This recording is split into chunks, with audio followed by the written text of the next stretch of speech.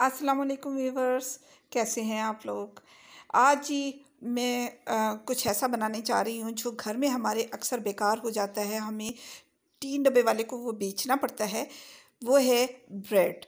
Bread के ये pieces ऊपर और नीचे के घर में कोई नहीं खाता, और बाज़ औक़ात बच्चे भी जो होते हैं वो थोड़ा थोड़ा पीस छोड़ जाते हैं, और अक्सर जब डबल रोटी बासी हो जाए तो घर वाले भी छोड़ देते हैं कि नहीं अब ये पुराना हो गया, हम नहीं खाते। तो उसके पीसेस हमारे पास वो यूज़लेस हो जाते हैं, और फिर हम सोचते हैं कि कोई रद्दी वाला आए तो उसको दे दे।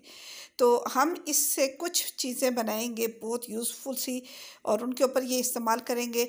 तो चलें देखते हैं इनको। पहले क्या करना है, मैंने इन डबल रोटियों को ड्राई कर लिया, और ड्राई करके ये छोटे छोटे टुकड़ों में करके मैंने, और ये मैं एक चॉपर में डाल रही हूँ। अच्छा, मैंने ड्राई कैसे किया, आप इसको ऐसा कर सकते हैं कि एक दिन या तो इसको कुछ घंटों के लिए धूप में रख दें। अगर धूप नहीं है तो वैसे ही जब रोटी पकाते हैं, रोटी पकाने के बाद तवा जब हल्का हल्का सा नीम गर्म सा रह जाता है, फौरी तौर पे नहीं आपने रखनी वरना डब रोटी जल जाएगी। तो जब हल्का सा गर्म सा रह जाता है उसके ऊपर 2-3 घंटे पड़े रहने दें, खुद ही हवा लग लग के ड्राई हो जाएगी। तो इससे जो है ना ये बहुत लॉन्ग लास्टिंग चलता है और बहुत अच्छा रहता है। बहुत बेनिफिट्स हैं, बहुत चीज़ें बनती हैं इससे, मैं आगे जाके बताऊंगी इसको। अच्छा जी, ये जो हमने फाइन से इसको चॉप कर लिया, और चॉपर में देखें ये हो गया, इसका जो है पाउडर बन गया है। और यही पाउडर हमने अब एक कंटेनर में डाल के, ये छलनी घर में हर किसी के पास मौजूद होती है, तो इसी छलनी में हम छान लेंगे। ये आटा छानने वाली छलनी है ये जी। अब मैं इसमें इसको छानूंगी, और फिर भी जो रह जाएंगे, जो थोड़ी सी मोटी सी डबर रोटी के पीसेस अगर कुछ रह गए, ये चूरा रह गया, तो फिर हम उसको, मैं ये भी बताऊंगी अगर किसी के पास चॉपर नहीं है तो परेशान होने की ज़रूरत नहीं। इसी तरह डबर रोटी के छोटे छोटे पीसेस करके आप ब्लेंडर में डालें, या उसको मज़ीद और छोटा करके चूरे की सूरत में करके ब्लेंडर में डालें और उसको ब्लेंड कर लें, तब भी यही रिज़ल्ट आएगा। वो भी नहीं है तो कुंडी में कूट लें। अब ये देखें, मैं आपको जूसर में भी बताना चाह रही थी कि अगर किसी के पास चॉपर ना हो तो इस तरीके से भी बन सकते हैं। तो सपोज़ ये मेरे पास थोड़ा सा बच गया मटेरियल, ये थोड़ा सा मोटा था, तो मैंने चॉपर में चॉप करने की वजह सोचा कि आप लोगों को ब्लेंडर में बता दूँ। ये थोड़ा सा बचा है, ये मैंने ब्लेंडर में डाला, और ब्लेंडर को कभी भी भर के पूरा फिर आपने नहीं चलाना, बल्कि थोड़ा थोड़ा करके हम इसमें ब्रेड थोड़ी थोड़ी करके डालेंगे और फिर चलाएंगे।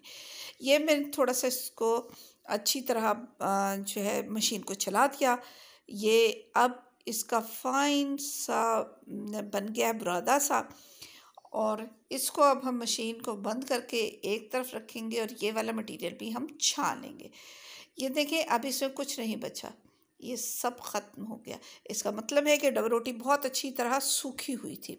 अगर चूरा बचता है तो समझ जाइएगा कि डबर रोटी ड्राई नहीं थी।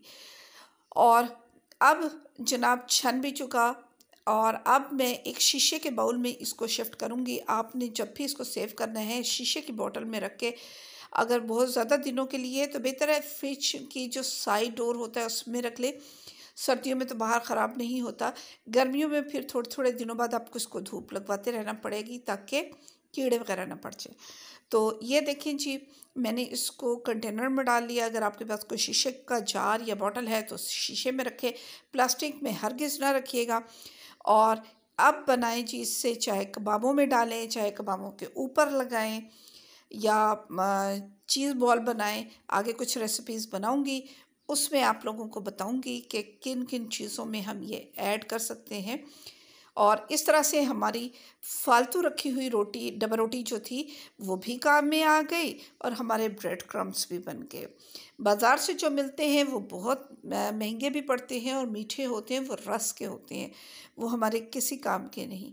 तो क्यों ना फिर आप भी घर में ही बनाएं ब्रेड क्रम्स और इंजॉय करें। और इन्हीं ब्रेड क्रम्स से फिर मैं आपको सिखाऊंगी कुल्फ़ा भी। तो अब इजाज़त दीजिए, अगर मेरी ये रेसिपी आपको अच्छी लगे तो मेरे चैनल को लाइक और सब्सक्राइब करना हरगिज़ ना भूलिएगा। इजाज़त दीजिए, अल्लाह हाफ़िज़।